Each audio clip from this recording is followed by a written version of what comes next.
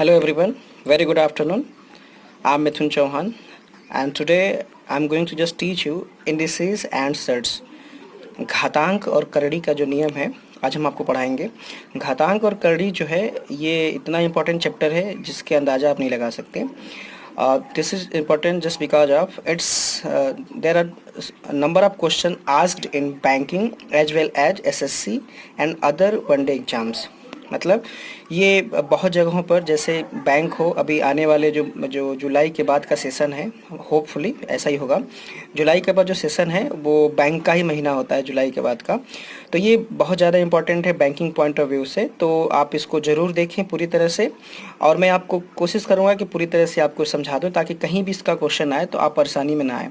So let's start. Indices मतलब घातांक क्या होता है, आपके सामने यहाँ पे दिखा है घातांक क्या होता है।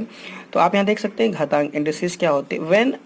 When a number is multiply by itself n time, मतलब कोई संख्या है ना भाई, उस संख्या को अगर कई बार आपने मल्टीप्लाई किया। When a number is multiply by itself n time, मतलब कोई संख्या को अगर आपस में जितनी बार गुणा करेंगे वो संख्या, जैसे आपको दिख रहा है जैसे when a number is multiply by n time then p का पावर एन, मतलब यहाँ पे था व्हेन अ पी होना चाहिए, व्हेन पी, यहाँ पे पी था, when p number is multiply by n time, तो पावर क्या हो जाएगा p to the power n. मतलब जैसे आप समझो, जैसे मान लो 2 हमने लिया, 2 को हमने 3 बार गुणा किया, 2 मल्टीप्लाई 2 मल्टीप्लाई 2, तो ये इसका आंसर हो जाएगा 2 टू द पावर 3।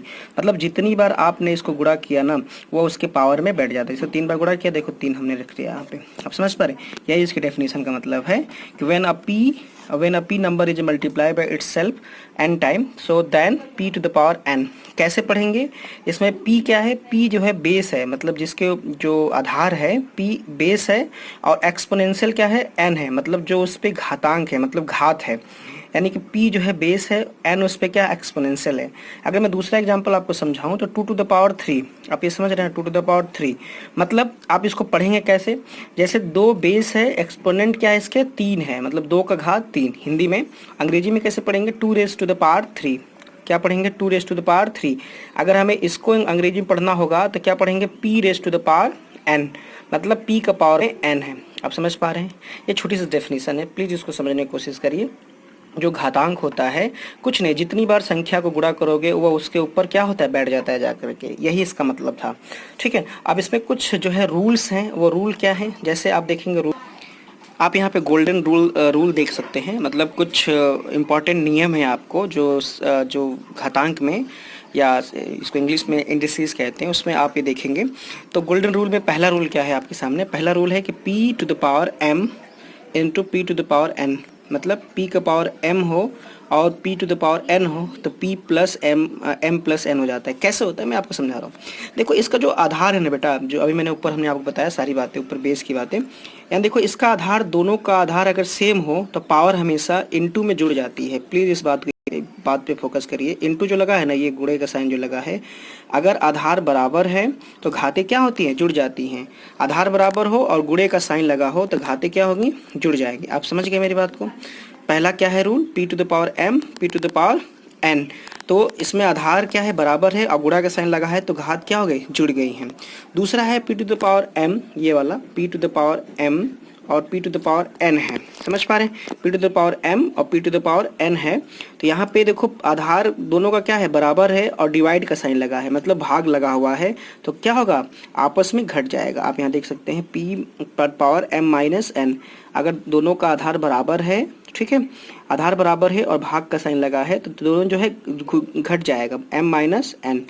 अब p to the power q, p divide by q to the whole to the power m लगा है, मतलब इन दोनों के पावर में m लगा है होल में, तो क्या होगा, अगर सेपरेटली मैं इसको लिखना चाहूँ तो p to the power m और q to the power m separately भी लगा सकते हैं। हाँ, ये गोल्डन रूल नंबर 3 है।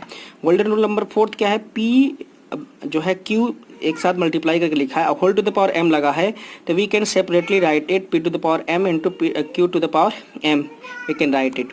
तीसरा पांचवा गोल्डन रूल जो है आपके सामने वो है p टू द पावर 0 हो जाए।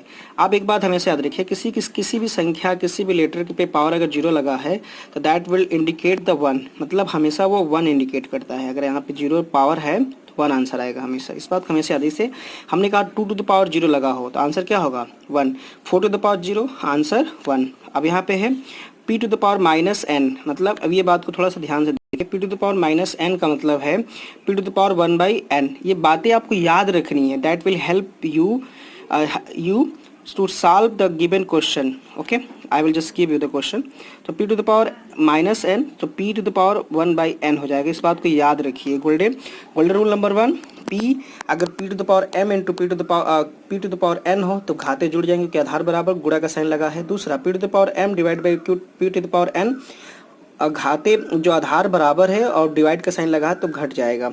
p to the power p बटा में q whole to the power m लगा है तो p to the power m q to the power m, p into q to the power m हो तो p to the power m into q to the power m, p to power 0 हो तो answer 1, p to the power minus n हो तो p to the power 1/n। ये बातें आपको याद रखनी है। आप समझ पा रहे हैं? तो हमने आपको फिर से बताया इंडिसेज में वही चीज़ हमने आपको दोहराई कि जो ये घात वाला नियम चल रहा है इसमें, तो ये इससे ज़्यादा कुछ भी इसमें पूछा नहीं जाता है। तो अब इसमें एक दो क्वेश्चन लेके हम आपको समझाएंगे। क्वेश्चन नंबर 1 से शुरुआत करते हैं। Here first question you can see 256 to the power 3/4, 256 का पावर 3/4 है तो सॉल्व इट। इसको थोड़ा सा सिंप्लीफाई करना है। देखो 256 को हम ये लिख सकते हैं 4 टू द पावर 4। यार देखो समझने की बात है थोड़ा सा, अगर मैं 256 को देखा जाए तो ये 4 को 4 पर लिखो, 1 2 3 एंड 4, देखो ये 256 आएगा। 4 चौका 16, चौका 64, चौका 256। आप समझ पा रहे हैं? 256 we can write it 4 multiply 4 time लिख सकते हैं। हम कह सकते हैं कि 4 टू द पावर 4 ये होगा इसका। आप समझ पा रहे हैं? यानी 4 टू द पावर, तो आप देखिए 256 जो है ना बेटा, मैंने इसको सिर्फ कन्वर्ट किया, मतलब 256 जो सामने है आपके, मैं उस 256 को खाली कन्वर्ट कर रहा हूँ। तो 256 4 टू द पावर 4 लिख सकते हैं। इसलिए जहाँ पे 256 था ना, इस बात पे 256 था तो 256 की जगह पे 4 टू द पावर 4 और इसके पावर क्या लगा था, होल टू द पावर 3/4 लगा था। देखो 3/4 लगा दिया हमने। तो अब क्या करना, अभी नियम क्या था कि अगर पावर, गोल्डन रूल पीछे देखो, अगर पावर p इंटू क्यू हो तो अलग अलग सेपरेटली लिख सकते हैं ना, अलग से पावर सटा सकते हैं इसमें। तो 4 टू द पावर 4, देखो ये वो वाला पावर जो अंदर था ये 4 और इसके बगल में 3/4 मल्टीप्लाई होगा ना जो अंदर है, तो ये देखो इसके साथ गुणा हो जाएगा। तो 4 कैंसिल, तो 4 टू द पावर 3 बचेगा ना।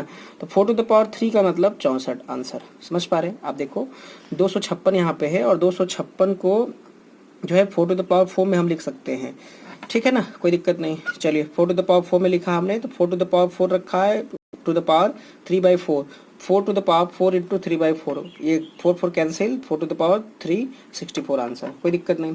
नेक्स्ट क्वेश्चन आपके सामने है जो कि 1024 1024 का पावर -3/5 है। सॉल्व करना है, इसको भी सिंप्लीफाई ही करना है हमारे पास। तो देखो 1024 लिखा है आपके सामने, तो we can write it 1024 it into the 4 to the power 5, मतलब अगर 4 को 5 बार आपस में लिखेंगे ना भाई, तो यू कैन गेट 1024, आप यहाँ पे वही पाएंगे। तो यहाँ पे आएगा 4 टू द पावर 5, जो यहाँ पे दिखा ना पीछे हमने वही किया था, 4 टू द पावर 5 यहाँ हो गया -3/5।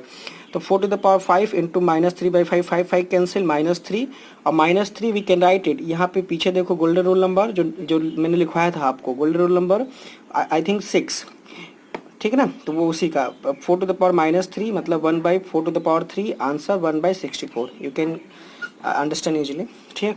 अगला simplify a to the power 4 b to the power 5/3 whole to the power -3/4। आपको सिंप्लीफाई करना है कि a का पावर 4, b का पावर 5/3 और whole to the power -3/4। So we can write it separately, हम इसको अलग अलग लिख सकते हैं। a का पावर 4, ये देखो बेटा ये जो लाइन है ना, ये वाली लाइन को अलग कर लो। a to the power 4 to the power -3/4 जो लगा था ना, ये अलग से ये वाला लाइन लगा था। b to the power 5/3 whole to the power -3/4। अब इसको मल्टीप्लाई करा लो, ये जो लगा है ना, इसको खाली ब्रैकेट हटा लो, मल्टीप्लाई हो जाएगा। तो जब हम इसको मल्टीप्लाई करेंगे इसके अंदर ना, तो आप जब इसको मल्टीप्लाई करेंगे तो आप देखो यहाँ से 3 कैसे आ गया। आप ये सोच रहे होंगे कि 3 कैसे आ गए, यहाँ पे समझ पा रहे हैं आप 3 कैसे आ गए यहाँ पे, a टू द पावर 3 कैसे लिखा है इन्होंने। देखो बेटा ये 4 कैंसिल हो जाएगा, नहीं हो जाएगा, 4 कैंसिल, तो -3 बचेगा ना यहाँ पर। अब b टू द पावर क्या बचेगा, अब देखो 5 वाला जो सिस्टम है यहाँ पे, ये जो यहाँ पे दिख रहा होगा आपको 5/3 -3/4, जब आपस में हम इसको मल्टीप्लाई कराएंगे, देखो कैसे मल्टीप्लाई करेंगे, इसे 5/3 लिखा इंटू 3/4 लिखा, तो ये कैंसिल हो जाएगा ना, कैंसिल होगा 3 और माइनस तो बचा रहेगा, तो -5/4 यानी कि इधर 5 बचेगा, इधर क्या बचेगा 5 बचेगा और उधर क्या बचेगा, 4 बचेगा नीचे, तो हम यहाँ लिख सकते हैं